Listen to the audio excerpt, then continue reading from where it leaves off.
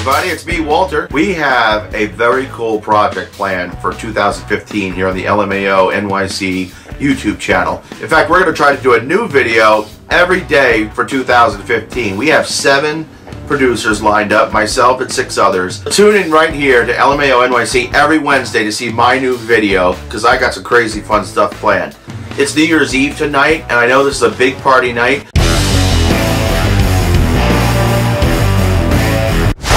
So it was summertime. I worked at a pool.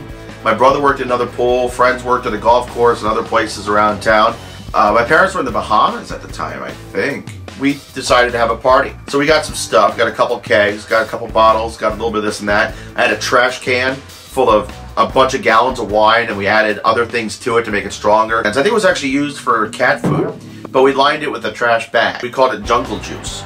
It was jungle juice, not garbage juice. The juice and the ice kind of diluted the wine, so we strengthened it back up with whiskey and other stuff. First night of the party, we had about 100 people, and it was just wall-to-wall people.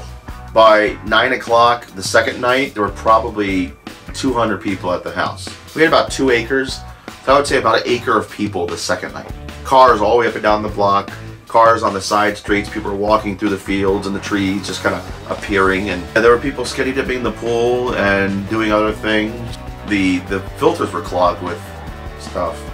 A neighbor finally shows up. Now he's drunk, and he was saying, "Oh, this is nothing. My sons did drugs. They didn't just drink. They did drugs, and they got my guns and shot up my house." So he was like, "Oh, this is nothing." He was drunker than we were, and it's a good thing about having alcoholics for neighbors, I guess. They don't care about you partying. And then all of a sudden, just caravans started arriving. And this is a private street. We don't have parking for everybody. There's people on all the area streets just arriving. And we were running out of liquor. All of a sudden, the cops showed up. And there was just, all 2 acres were filled with people, all doing all kinds of crazy stuff. I don't even know. I was too drunk to remember specifics. But cops said you had 500 people here. We said, oh, we were expecting 20, of just our close friends, and everybody showed up. Nobody got arrested, thank God. Oh my goodness, we got off easy. We had stuff broken. We had stuff stolen, maybe a camera, a VCR. We had a VCR.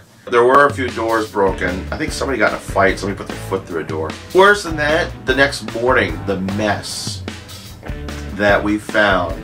500 people apparently leave a lot of beer bottles and cases and boxes. About 6 or 7 of us go out with trash bags. We try to clean up as best as we could. Try to make it as clean as possible so that, you know, I don't get like the death penalty from my parents. At least, you know, I get grounded.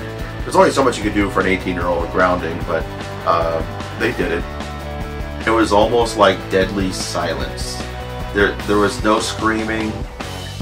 There was maybe disappointment. There was like a lot of what the fuck silence going on. We never told them the full extent. I certainly didn't throw a party of that intense nature ever again. I don't recommend it, but I don't say don't do it either. You're like high school, college, or anybody throwing a party. Next time your parents are going on vacation and you're trying to be clandestine, just be prepared for the consequences. What I did learn is don't chug whiskey out of a bottle. I want to know what happened to you when you threw a party, or what happened when you went to your crazy nutjob's friend's house party. I've seen some epic movies. My party was crazier than most movies I've ever seen. So what was yours like? Leave a comment below. Have a happy New Year, guys. Rock out the end of 2014.